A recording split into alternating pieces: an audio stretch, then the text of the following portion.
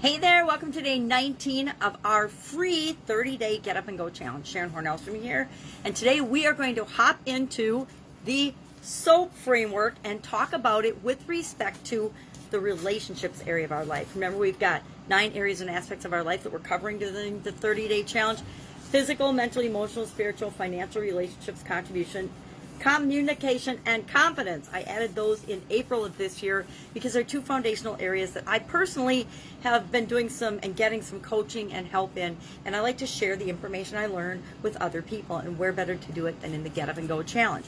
So I mentioned, and I'm sure I've mentioned before, that physical, finances, and relationships are the 3 big areas that come up with all of my coaching and consulting clients. Their number one problem is almost always, 99% of the time, falls into one of those 3 categories: health, wealth, relationships. Health, physical health and well-being; wealth, our finances, our money; and relationships. Relationships impact every area and aspect of our life, as does our physical energy and well-being. And finances pretty much impacts all of them too. As much as we hate to admit it, it totally does. So we just wrapped up financial soap yesterday, and today we're going to hop into the relationship soap. RS, relationship story. What is our story with respect to our relationships? Now, like every other area of our life, we have to narrow it down. We have to pick one relationship we're going to focus on. I was looking at the list of different relationships and different possibilities: our spouse, our significant other, our children, our grandchildren, our great-grandchildren in some cases, our relationship with ourselves, my relationship with my ex, for example, relationship with our brothers, sisters, cousins, friends, acquaintances, social media, parents, enemies, haters, competitors. I've done pretty much all of those. And so, but I want to pick, and I want you to pick one relationship that you want to work on, that you want to take from where it is now to where you want it to be. And we're going to do something a little different today for our tool of identifying our story. We're going to look at our story from the past, present, and future using a tool I call the imaginary friend tool. Now, why do I call it the imaginary friend tool, and why do I use it? All of us can usually, or not all of us, but most of us can reach out to and talk to a real live person, another friend, and we can bounce ideas off of them. Some of us, however, sometimes there's topics and there's relationships and there's issues and challenges we don't want to talk to anybody else about, right?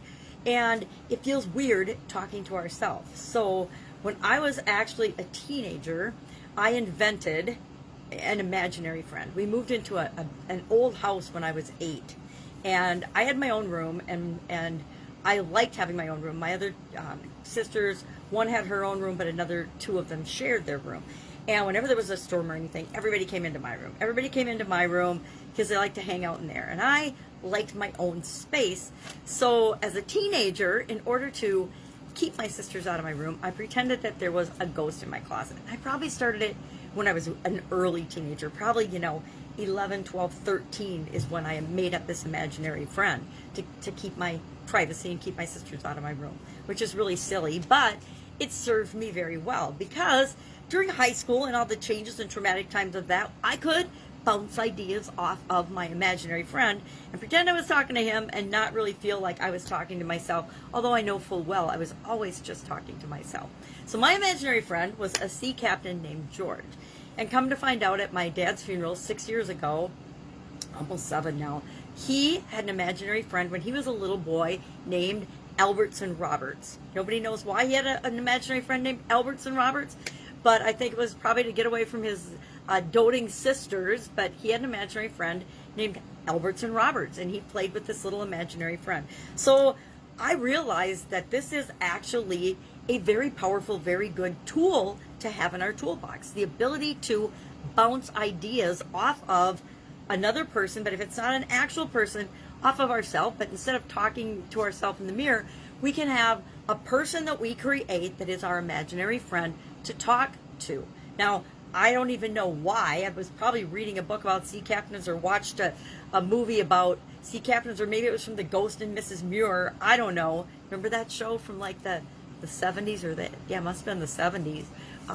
That I came up with, that my ghost was, or my imaginary friend was, a sea captain, but that's what it was. And once I started it, I ran with it throughout my teenage years. And I actually didn't even remember it until I started doing this challenge. And I don't remember what challenge I was in when I thought, oh my gosh, that's a great way to bounce your idea, your story off of someone else when you're really just bouncing it off of yourself. So today we get to do something fun. We get to create an imaginary friend if you don't happen to have one already. Some of us happen to have one already.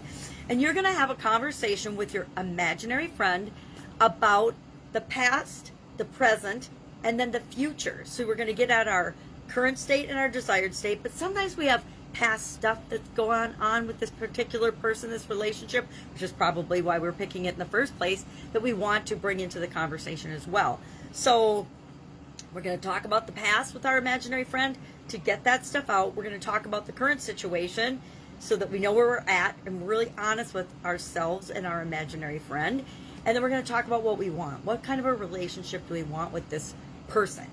Now, we're going to do relationships with people, not places or things, but relationships with other people or relationship with yourself. I went through the challenge one time and I worked on my relationship with myself, which was really, really powerful to go through the SOAP framework and figure out where I'm at with that. So you can do yourself as well.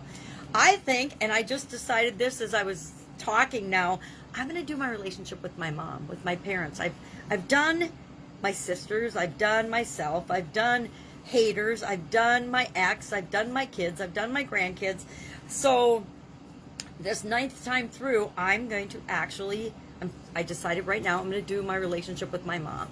Why? Well, my dad's passed away. I can't change or create or enhance the relationship with my dad, but I can with my mom. She's my last remaining parent or grandparent. All my grandparents have passed away. My grandmother passed away a couple years ago now. She was 99, just shy of 100, like a month and a week away from being 100 years old. So, but I'm actually glad because I don't think she would have liked the whole COVID lockdown. She was in a memory care place and she didn't need a memory care place, but that's where she was. And I don't think she would have done very well during COVID. All right. So what are we doing today? What's our action item? We are going to identify our current story with our imaginary friend and our desired story with our imaginary friend. And I like to do past, present, future when it comes to relationships because there's usually a whole lot of pre-story to the present story, and we want to make sure we get that out. So discuss it with your imaginary friend, and all you need to share today is the relationship you're going to work on. You can just say, you don't have to have a name, just say sibling, child, friend, self, social media, acquaintances, enemy, whatever you want. You can just say one word and or how you felt about doing this imaginary friend exercise. And if you have an imaginary friend or create an imaginary friend, if you want to share who your imaginary friend is and their name, you can do that as well. Mine's George. That's it. Have an amazing, fun time with this today and identify your relationship story, your current story and your desired story so that we can fill the gap between the two throughout the next few days using the SOAP framework. Have an awesome day. Any questions, hit me up. Otherwise, I'll be with you tomorrow. Bye.